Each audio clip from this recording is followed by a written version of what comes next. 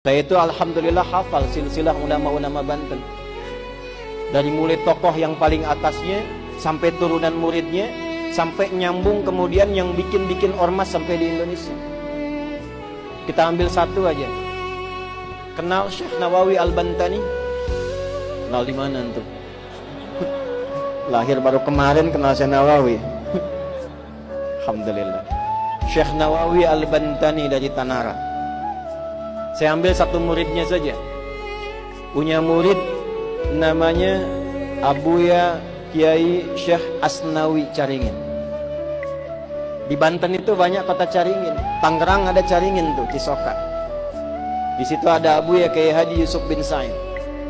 Di antara muridnya itu ada Abuya Uci Turtusi, Allah yarham alaih, dari Cilonggok. Ya, itu di antara gurunya itu Abuya Yusuf bin Said selain ayahnya, Abuya Ramli, Dimyati Ramli. Itu Kiai Asnawi di Caringin yang di Labuan. Berangkat kemudian ke Mekah, belajar dari Syekh Nawawi Al-Bantani gurunya. Itu juga bertemu dengan teman akrabnya dua. Yang dua ini kelak mendirikan dua ormas besar di Indonesia.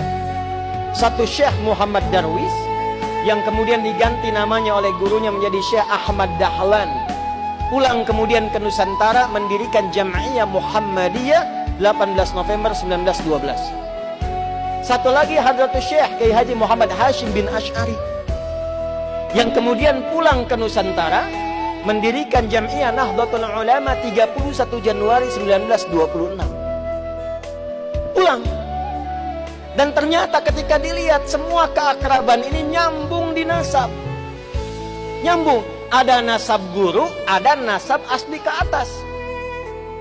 Dua-duanya nyambung. Kiai Haji Ahmad Dahlan bin Kiai Haji Abu Bakar bin Kiai Ilyas bin Kiai Sulaiman bin Demang Jurang Juru Kapindo bin Demang Jurang Juru Sapisan bin Kiai Grebek. Grebek 1, Grebek 2. Nah di Grebek 2 itu salah satunya kakek buyutnya Pak Erlangga, Pak. Naik ke atas, nyambung ke siapa? Ahmad Jumadil Kubra. Syekh Ahmad Jumadil Kubra itu sekarang masjidnya dan dorikhnya, peninggalannya itu ada di wilayah Semarang, mau arah ke arah Demak. Jadi kalau ada belok ke kiri itu sebelah kiri sebelum perempatan itu ada masjid warna hijau, kubahnya emas. Itu dorikhnya Syekh Ahmad Jumadil Kubra.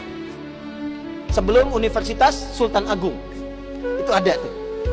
Beliau keturunan siapa? Syekh Azmat Skad. Ahmad kan keturunan siapa? Ali Zainal Abidin. Ali Zainal Abidin keturunan siapa? Al-Husain. Al-Husain siapa? Adiknya Al-Hasan.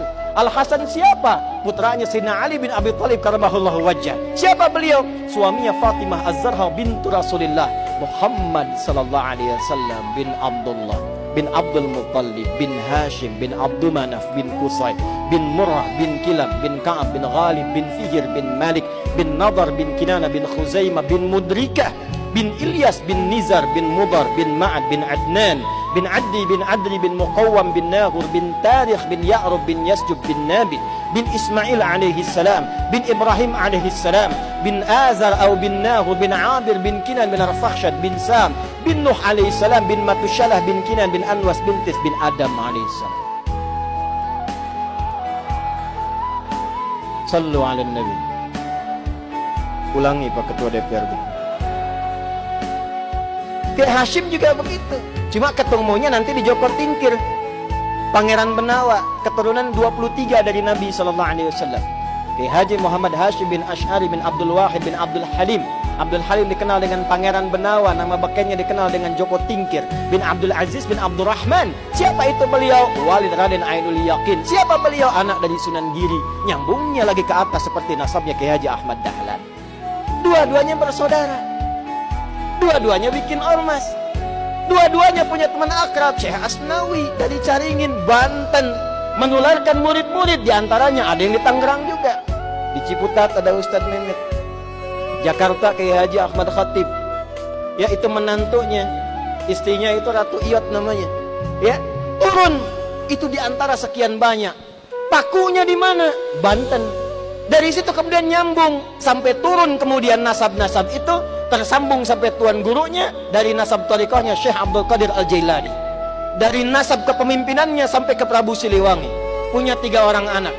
Abdullah Iman dikenal dengan Walang Sungsang, Syarifah Mudaim, Kemudian satu lagi siapa? Raja Sengara. Syarifah Mudaim berangkat dengan kakaknya Abdullah Iman ke Mekah. Lalu bertemulah di situ dengan Syarif Abdullah. Syarifah Mudaim menikah dengan Syarif Abdullah, melahirkan Syarif Hidayatullah. Pulang kemudian ke daerahnya, bertemu dengan kakeknya Prabu Siliwangi, diberi daerah di Gunung Jati, dikenal dengan Sunan Gunung Jati. Punya anak-anak, anak pertama laki-laki Muhammad.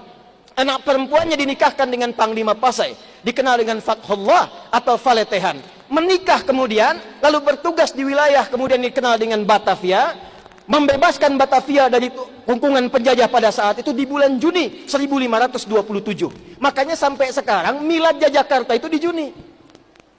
Maka kemudian dirubah namanya, diambil dari surat Al-Fatah. Ya, surah ke-48 ayat pertama. Inna fatahna laka fatham mubina. Fatham mubina itu bahasa lokalnya disebut dengan Jayakarta, disingkat menjadi Jakarta. Dari keturunannya turunlah kemudian Maulana Hasanuddin. Maulana Hasanuddin kemana? Di Banten. Sampai kemudian nyambung ke Makassar. Di Banten ini luar biasa. Banten ini pakunya. Banten ini imannya kuat. Jadi kalau ada orang Banten kemudian imannya lemah, dipertanyakan kebantenannya.